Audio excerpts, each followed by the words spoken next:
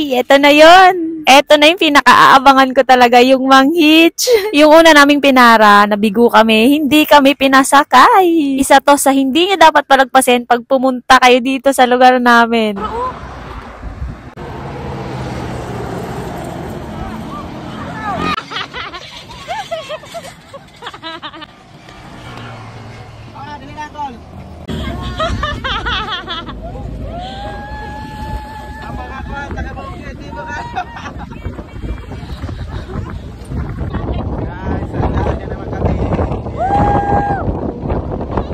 Bumaba kami dito sa DP Manokan and Fast Food para bumili muna kami ng ulam kasi wala pa kaming tanghalian. Dapat lutong ulam yung bibili namin pero nag-decide kami na lechon manok na lang yung bibili namin. Nagulat ako sa presyo ng manok nila dito kasi ang mura lang tapos ang sarap. After namin bumili ng ulam, sumakay na kami ng bao-bao papunta dun sa Camp 1. Makikita nyo dyan sa left side, yan yung pinakamalaking simbahan dito sa amin. Yung San Andres Parish Church. First time kong pumunta dun sa pupuntahan namin, kaya yung excitement ko hindi ko mapigilan. Pag diniretso nyo yung kalsada, makikita nyo papuntang Kibawe, tapos dito kami papuntang Davao. Part pa rin naman ng Maramag yung pupuntahan namin, pero etong kalsada na tinatahak namin ay eto yung kalsada papunta ng Davao. So pag pumunta ka ng Davao from Maramag, eto yung dadaanan mo. Nakikita nyo yung rock formation na yan.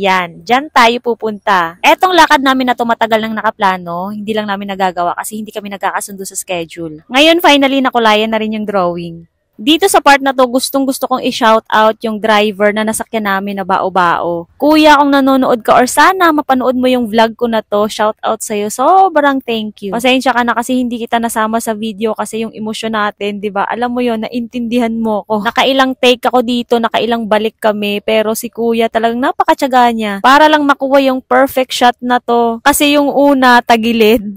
Yung pangalawa naman, hindi ko na-play. Kaya pangatlong balik na namin to. Tapos kinuhanan niya pa kami ng picture, ng videos, nag-insist pa talaga siya. Kaya, salute sa'yo kuya! Kung sino ka man, I love you ka sa akin. Ay, sa hala ka na iro, di ko mo adto be. Hoy, si tita, di na daw mo adto, kaya na iro. Wala, naka-play ganina. Lain kayo. 5 million. Pero butaan kay ang driver, no? Kaya wala siya, ano siya. Wala siya napadungog. Ha? May gaya timingan na siya nga driver. Oo, gani. Napadungog. Kuhan kita ni Lord. Giwil ni Lord. Ito daw. Ano siya nga? Ano? Kano na? Susunod siya nga. Ano? Wala na play. Aba, wala na play. Hala, dagana pag diri-diri. Grabe na kayo drama pa. Sige, ismong pa. Oo, kani po din. Kapay pa kung anggal-anggal ba? Naranaw, kiuntod. At eto na, dumating na kami dito sa Kiuntod, underground stream and cave. Naitai mong jiil isa. Layak, naitai. Nakatunog. Nakatunog dai kag tai.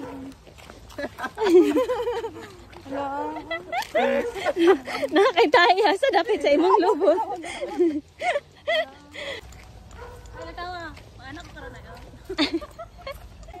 Unsa siya be? Ay ako matun hadlo.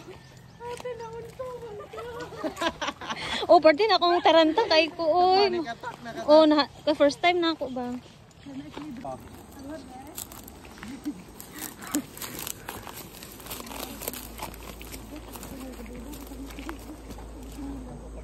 Inay lang ah. Ayaw di, madamay. Inay lang. Sige, wag kita subol. Wala na sa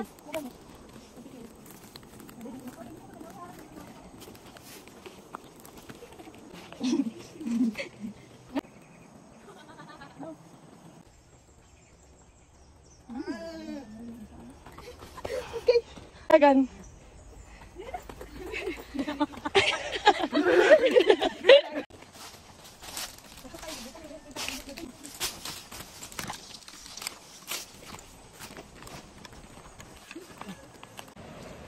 Ay, gadate tiri ba oh.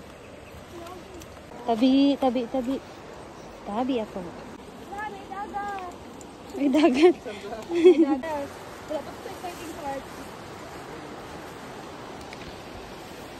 Malaparaisong ganda na akala ko dati sa picture ko lang makikita. Ingatan natin ang kalikasan at ito yung ibabalik niya sa atin. Huwag tayong mag-iiwan ng basura para mapanatili natin yung ganda. Yan yung tulay kanina sa video at nandito lang kami sa baba. Mapapasabi ka na lang talaga ng thank you Lord.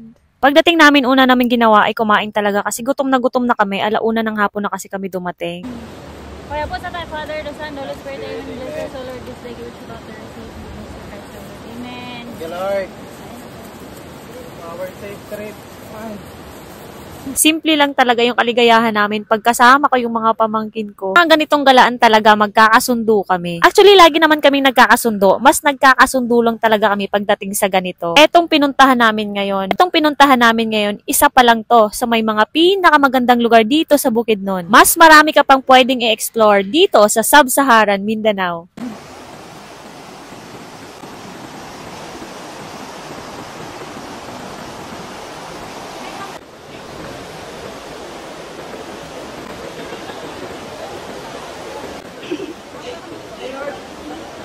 Ya, bantay ya.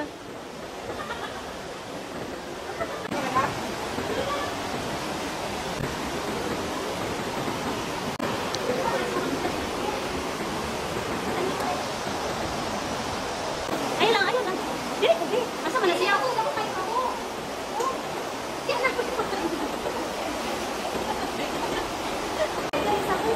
Dili na sa luma.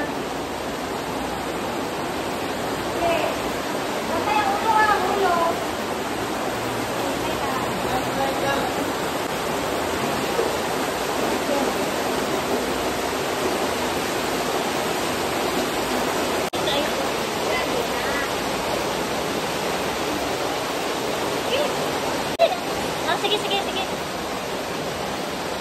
Now.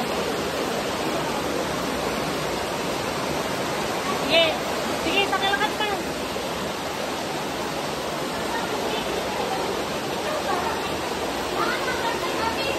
Tara.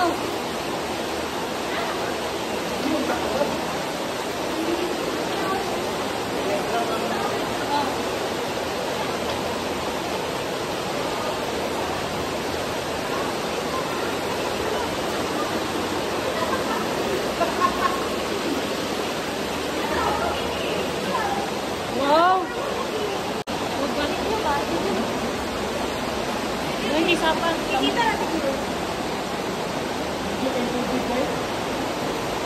Hello, kayo murag mo na ito. Kabalik na tayo. Ay, tao na tayo. Ulo.